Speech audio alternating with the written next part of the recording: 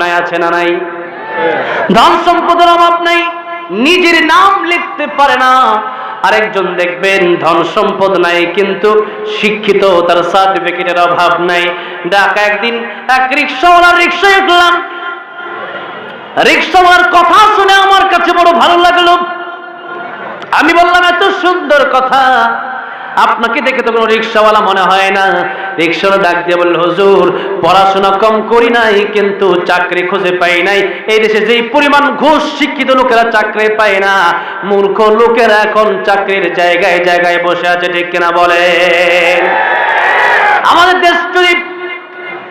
আমাদের দেশে যদি শান্তি আনতে হয়, এই সমস্ত ঘুষ দিয়ে যদি চাকরিতে নেওয়া হয়, যে লোক নিজের নামটা ভালো করে লিখতে পারে না, সেই লোক আবার আরেকজনের সুন্দর সিস্টেম দেখবে কিভাবে? সেই লোক আরেকজনের উন্নতি করবে কিভাবে? এই জন্য ঘুষ আমাদের যতদিন থাকবে, যতদিন মানুষের পরিবর্তন হওয়া সম্ভব হবে না, ঠিক কিনা বলেন? ঘুষ বন্ধ করতে হবে। এই ঘুষের সাথে জড়িত আজকে ক্ষমতাসীনদের অনেকে ঘুষের সাথে জড়িত। ঘুষ ছাড়া চাকরি পাওয়া যায় না। যে ব্যক্তি 50 লাখ টাকা ঘুষ দিয়ে চাকরি নিয়েছে, বলেন তো সেই ব্যক্তি আবার ঘুষ খাবে কি খাবে না? নিজের জমি বিক্রি করে, নিজের বাড়ি বিক্রি করে, নিজের গাড়ি বিক্রি করে চাকরিটা লোকটা নিল।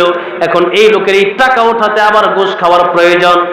একজন পুলিশ, কথার কথা আমি বলছি, সব পুলিশ তো এক সমান হয় না। একজন পুলিশ মনে করেন 50 লাখ টাকা দিয়ে একটা চাকরি নিল, পুলিশের চাকরি। এই পুলিশের বেতন যদি হয় 20,000 টাকা, এই লোক 20,000 টাকা দিয়ে করবে কি? 50 লাখ টাকা চলে গেল, সেই 50 লাখ টাকা ওঠানোর চিন্তা ধান্দা সে করবে। আর যেদিন বাংলাদেশে ঘুষ বন্ধ হয়ে যাবে, যারা ঘুষ নিবে হাতে নাতে যদি ধরা খায়, তাহলে তার কঠোর শাস্তি হবে।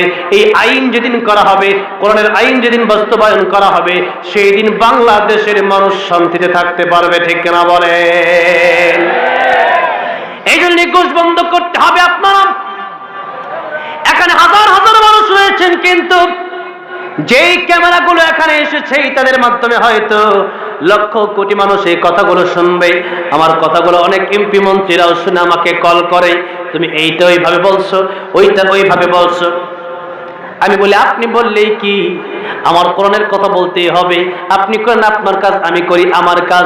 আপনি কার দালালি করেন আমি জানি না, কিন্তু আমি তো করি আমার আল্লাহর দালালি, রাসূলের দালালি, ঠিক কিনা বলেন?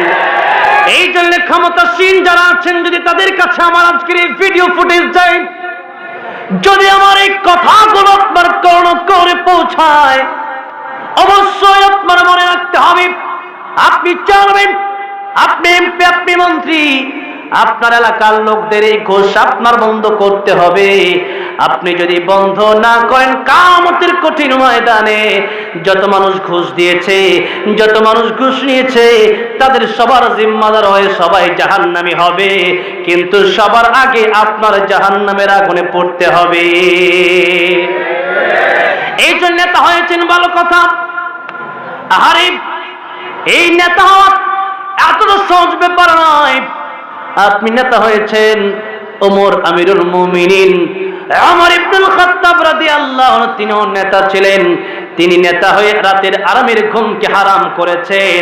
আর আপনি নেতা হয়ে জিনা আর মদের কারবার বাংলাদেশে চালু করেন, বুঝতে হবে আবু জাহেলের সাথে আপনার জাহান্নামের আগুন ভোগ করা লাগবে। এই যে সময় থাকতে ঘুষ বন্ধ করেন, তওবা করে ফিরে আসেন।